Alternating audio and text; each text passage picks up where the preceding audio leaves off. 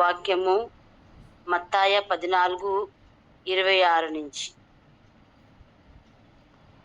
ఆయన సముద్రం మీద నడుచుట శిష్యులు చూచి తొందరపడి భూతమని చెప్పుకొని భయము చేత కేక వేసిరి. చూడండి, అందరికి తెలిసిన వాక్యమే ఇది. యేసు ప్రభు సముద్రం మీద నడుచుకొని వస్తున్నారు. శిష్యులంతా బోట్లో ఉన్నారు. ఏమైంది? అందరూ ఆ చీకటిలో ఏం చేసినారు? వాళ్ళంతా యేసయ్య వచ్చేది చూసి వాళ్ళు భూతం భూతం అని అనుకున్నారు. అలాగే మన జీవితంలో కానీ చాలా మంది ఏం చేస్తారు? సంఘంలో ఉంటారు, ప్రేయర్లో ఉంటారు, కానీ ఏం చేస్తారు? వారు ఏం చేస్తారు? అయ్యో ఏమైనా అవుతే, కొంచెం ప్రాబ్లం ఏమైనా అవుతే మనకి ఎవరో చేతిపడి చేసినారు, మనకి మంత్రం చేసినారు, దానికి మనము ఇట్లా ఉన్నాము. దేవుళ్ళనే ఉంటాం మనము, కానీ దేవుని శక్తి కన్నా మనం ఏం చేస్తాము? దయ్యాల శక్తిని నమ్ముతాము.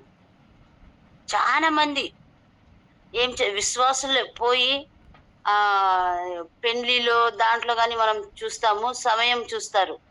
సమయంలో చేస్తే ప్రేయర్లోనే ఉంటారు. చాలా మంది చూసినాను నేను. అంత భక్తి గల వారు అయి ఉంటారు, కానీ సమయం చూస్తారు. పోయి సమయం పెళ్లి చేస్తే మంచిది, సమయంకి అట్లా వీళ్ళు దేవుళ్ళలోనే ఉన్నారు. కానీ వీళ్ళు దేవుళ్ళో ఉన్నప్పుడు, దేవుడు యేసయ్య జొతలో ఉన్నప్పుడు, వీళ్ళు సముద్రంలో పోతూ ఉన్నప్పుడు దేవుని పిల్లని తాకే శక్తి ఎవరికి లేదు. కానీ వాళ్ళు ఆ చీకటిలో యేసయ్యని వారు గుర్తింపలేకపోయినారు. వాళ్ళు ఏమనుకున్నారు? అది దయ్యం వస్తా ఉందని. కానీ అలాగే మనము కానీ మన జీవితంలో చాలా మంది దేవుళ్ళనే ఉంటాము, కానీ మన జొతలు సాతాను ఉందేమో, సాతాను పక్కలో ఉందేమో, కానీ దేవుని వాక్యము, దేవుని ప్రార్థన, దేవుని సహవాసము మన దగ్గర ఉన్నప్పుడు సాతాను మమ్మల్ని ఏమి చేయదు. మన ఊహ అంతే. సాతాను మమ్మల్ని అట్లా చేస్తుంది, ఇట్లా చేస్తుంది, ఏం చేయదు. ఎందుకంటే దేవుని పిల్లల్ని తాకే శక్తి దేవుడు సాతానికి ఇయ్యలేదు. చూడండి, అలాగే మనం చూస్తాము. నెక్స్ట్, వెంటనే యేసు ధైర్యము తెచ్చుకొనుడి, నేనే, భయపడుకుడి వారితో చెప్పగా ఏం చెప్పినాడు దేవుడు? భయపడొద్దండి. ఎందుకు భయపడుతున్నారు మీరు? నేనే అని అంటున్నాడు. అలాగే దేవుడు మనకి కానీ ఎంతో సమయంలో మనం ఏం చేస్తాము? భయపడతాము.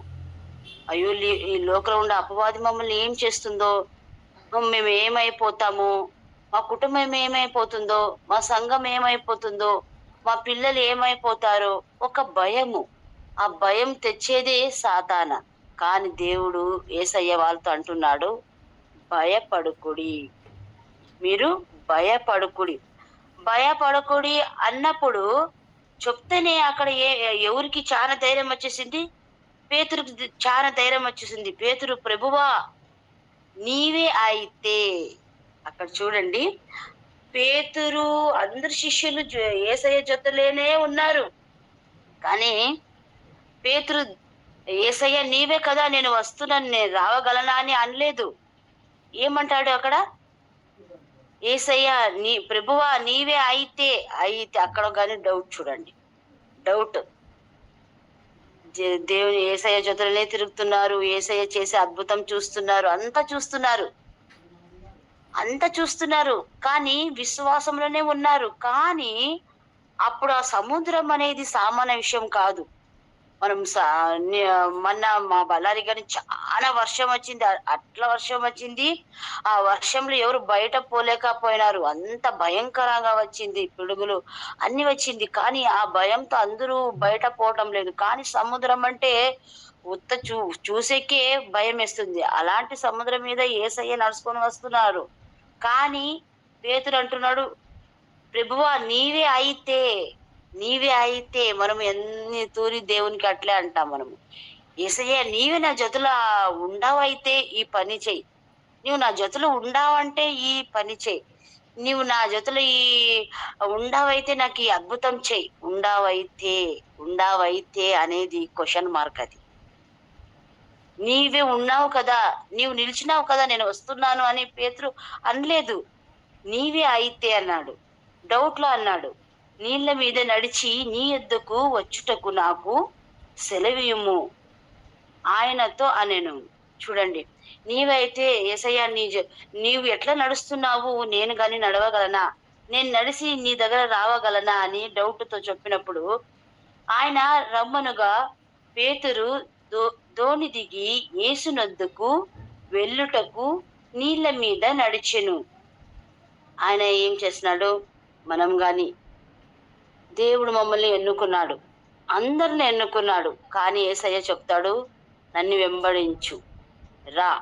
నా దగ్గర రా అన్నప్పుడు ఆయన ఏం చేసినాడు? ధోనిలో ఉన్న అందరిని విడిచి ఆయన ఏం చేసినాడు? యేసయ్య దగ్గర వస్తున్నాడు. ఎవరు? పేతురు వస్తున్నాడు. పేతురు వస్తున్నాడు. కానీ నీవే అయితే అని అక్కడ ఏమైంది? ఆయనకి డౌట్ వచ్చింది. కానీ నమ్మకంతో ఏం చేస్తున్నాడు? యేసయ్య దగ్గర వస్తా ఉన్నాడు. అలాగే మనము గాని ఏం చేస్తాము? యేసయ్య యేసయ్య పిలిచినాడు గాని మనమంతా యేసయ్య దగ్గర వెళ్తా ఉన్నాము. సేవలు చేస్తున్నాము సంఘంలో, అక్కడక్కడ ప్రేయర్ కూటం చేస్తాము, ప్రచారం చేస్తాము, అన్ని చేస్తున్నాము. దేవుని జొత్తననే వెళ్తానే ఉన్నాము. కానీ వెళ్ళేటప్పుడు మనం ఏం చేస్తాము? కష్టం వస్తుంది. నడుస్తా ఉన్నాము, దుఃఖం వస్తుంది. నడుస్తా ఉన్నాము, నిందలు వస్తుంది. నడుస్తా ఉన్నాము, బలహీనత వస్తుంది. అప్పుడు ఏం చేస్తాం మనము? ధైర్యంతో యేసయ్యని చూసుకొనే పోతున్నాడు పేతురు. చూసుకొని పోతూనే ఉన్నాడు. మనం గాని చూసుకొని యేసయ్యతో పోతూనే ఉంటాము. పోతూనే ఉన్నప్పుడు మనకేమవుతుంది? ఈ కష్టాలు, రోగాలు, నిందలు, బలహీనతలు, మన చుట్టూ పక్క ఉన్న పరిస్థితులు, వాళ్ళు చంపుతున్నారు, వీళ్ళు చంపుతున్నారు, అక్కడ అట్లా అయింది, ఇక్కడ అట్లా అయింది అని మనం విన్నప్పుడు ఏమవుతుంది? మనకి ఒకలాగా భయము. చీకటి అనేది సాతాన, తుఫాన్ అనేది మనకి వచ్చే ప్రతి ఒక్క కష్టాలు, నష్టాలు, గాలి, ఇదంతా మనం చూసినప్పుడు ఏమవుతుంది? యేసయ్యతో మనము వెళ్ళికి రెడీ ఉన్నాము, నడుస్తా ఉన్నాము సముద్రంలో. చూడండి, యేసయ్య లోక సృష్టికర్త సముద్రం పైన నడుస్తున్నాడు. అలాగే పేతురు గాని నడుస్తున్నాడు. ఎంత గొప్ప విషయం చూడండి. యేసయ్య మాట, నీవు నడుచుకొని రా, నేను నన్ను భయపడొద్దని యేసయ్య చెప్పినాడు. పేతురు నడుస్తూనే ఉన్నాడు. నడిచేటప్పుడు యేసయ్యను చూసుకొని నడుస్తున్నాడు. నడిచేటప్పుడు ఆయనకి ఏమైంది? పక్కలో ఉన్న తుఫాను, పక్కలో ఉన్న గాలి, ఆ పక్కలో ఉన్న చీకటిని చూసేసినాడు. చూసేటప్పుడు ఆయనకి ఏమైంది? భయం. గాలిని చూచి భయపడి మునిగి పోతున్నాడు. ప్రభువా నన్ను రక్షించుమని కేకలేసినాడు. అప్పుడు ఏమైంది? ఆయన ఎప్పుడు మనము గాని, మన సంఘము బాగా నడుస్తూ ఉంటుంది, మన కుటుంబం బాగా నడుస్తూ ఉంటుంది, మన ప్రతి ఒక్కటి బాగా నడుస్తూనే ఉంటుంది. కానీ మనం ఏం చేస్తాము? ఈ కష్టాల్లో, నష్టాల్లో, ఈ చీకటి గల సమయంలో మనం ఏం చేస్తాము? మనకి భయం వచ్చేస్తుంది. భయం వచ్చేటప్పుడే మనం ఏం చేస్తాము? చాలాసారి బలహీనంగా అయిపోతాము.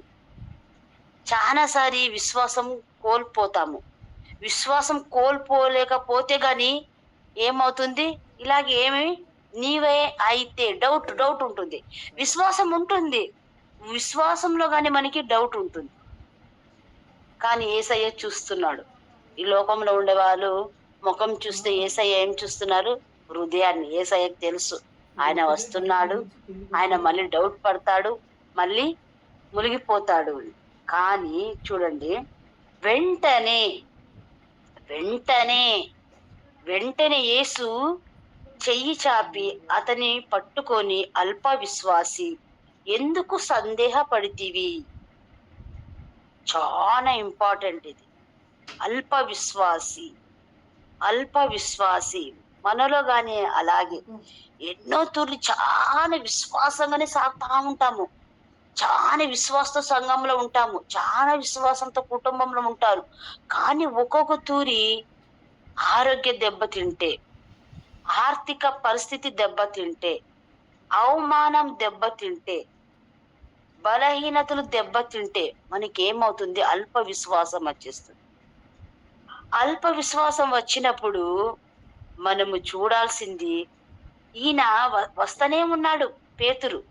యేసయ్య చూసుకొని వస్తనే ఉన్నాడు. కానీ చీకటిని, తుఫాన్ని ఎప్పుడు చూసినాడు? బలహీనంగా అయిపోయినాడు. యేసు దగ్గర చూసే ఆ చూపు ఎక్కడ చూస్తా ఉంది? పక్కలో పోయింది చూపు. ఆ చూపు. మనము గాని యేసయ్యని చూస్తూనే నడుస్తున్నాము. కానీ మనం ఎప్పుడు అల్ప విశ్వాసిగా మారతామని మనకి తెలియదు. దృఢంగా ఉంటాము, బలంగా ఉంటాము, ప్రార్థన చేస్తాము, అన్ని చేస్తాము. కానీ మనల్ని సాతాన చీకటి చూపి, తుఫాను చూపి, ఆ గాలి చూపి, అన్ని చూపి మమ్మల్ని బలహీనంగా పరుస్తుంది. అప్పుడు మనము అల్ప విశ్వాసిలాగా మునిగిపోయినప్పుడు యేసయ్య తన చేతితో మమ్మల్ని పట్టుకునే దేవుడు. ఎంత గొప్ప విషయం చూడండి.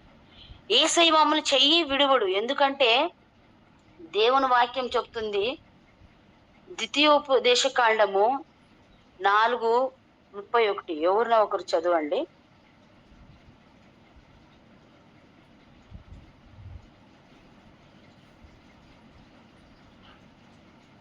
చదువుతారా బ్రదర్?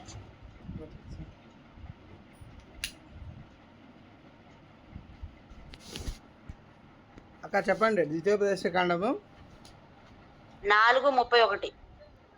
4:31.